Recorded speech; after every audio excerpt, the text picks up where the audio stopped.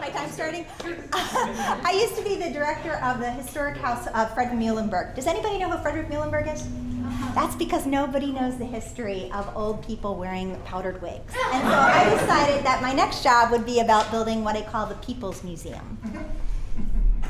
So the People's Museum is about your story and it's about my story. Everybody's story is equally important, and everybody has an opportunity to tell their own story and interpret history for themselves. It's not about middlemen like historians and curators. It's giving your own story a voice.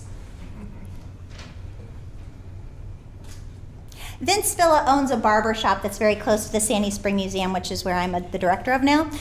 He said he became a barber not because he likes cutting hair, but because he loves history. He said he loves hearing people's stories. And his clientele are mostly older African-American men, and so he's become the unofficial historian of the African-American community in Sandy Spring. Harry Weiss is my grandfather, and nobody knew his history up until very recently because he was afraid to tell it. He escaped the Austro-Hungarian Empire right before World War I as a draft dodger, and he never told this story until he was in his 70s because he was afraid he was going to be deported. Curtis Woody is an artist in residence at the museum, and he took the story of the benevolent Quakers who freed their slaves about 50 years before the Civil War and turned it on its head. Because the story that nobody ever talks about is that the Quakers built a completely segregated community for blacks with black churches, black social clubs, and black schools, and the two communities did not mix at all. Harry and Pauline met when they were going to the beach with a group of friends who were all piled in the back of the truck. And as my grandfather tells the story, your grandmother was like a little doll. I had to hold her in my arms to get her down from the truck. I held her in my arms and I never let her go.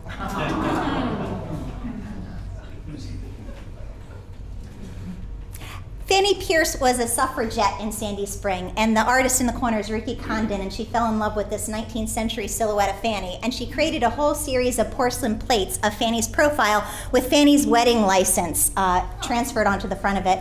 And then she also created her own Fanny cookie. Lester, Howie, and Ben Weiss were three very competitive brothers. And when my dad had a new hospital wing built for his department, he took my grandmother on a tour of the hospital. And when he brought her to his office, she went, Lester has 3 chairs in his office.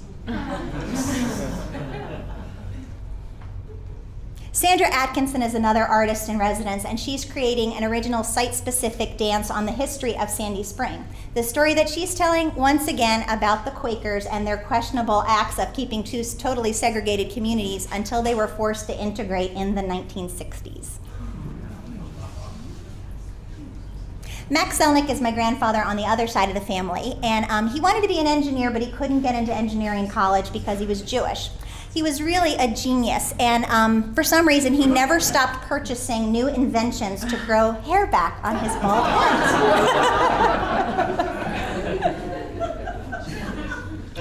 Werner Williams, also from Sandy Spring, was named a National Heritage Fellow by the National Endowment for the Arts alongside B.B. King and John Lee Hooker.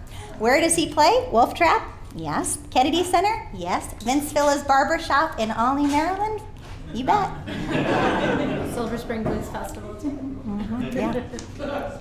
Benjamin Weiss is my family, and my father, and we grew up thinking he was a very famous scientist. Why? Because he was always telling us he was a famous scientist. And as it turns out, he was one of the 1,000 most cited scientists between 1965 and 1978. And this may be the only family history that's recorded any place, although it's in this very obscure journal. Undocumented Central American migrant youth actually have names and are individuals, but I can't tell you the names of the students in this picture because it might result in them being deported. However, we did give them the opportunity to record their stories of migration in handmade books that are now on exhibit at the Sandy Spring Museum.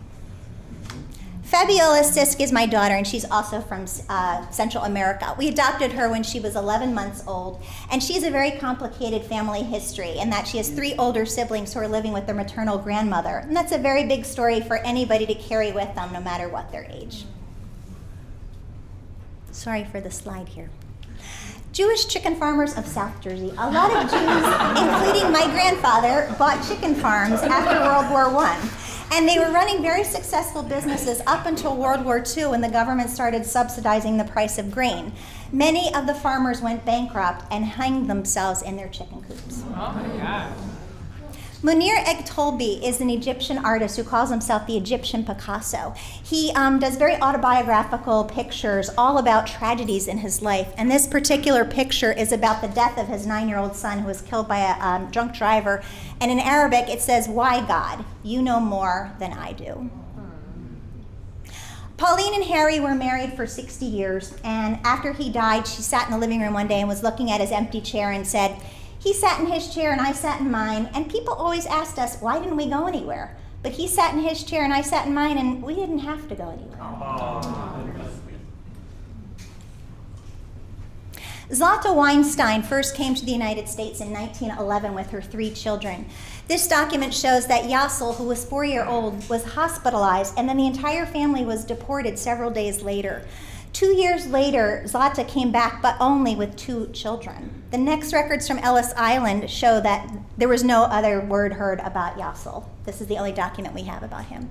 Bessie Weinstein was Yassel's older sister, and she wore this apron filled with tragedies of the day. If you told her you were going ice skating, she pulled out an article about 2 people who had just drowned falling through frozen ice at a pond. Going to the beach, she could find an article about shark attacks.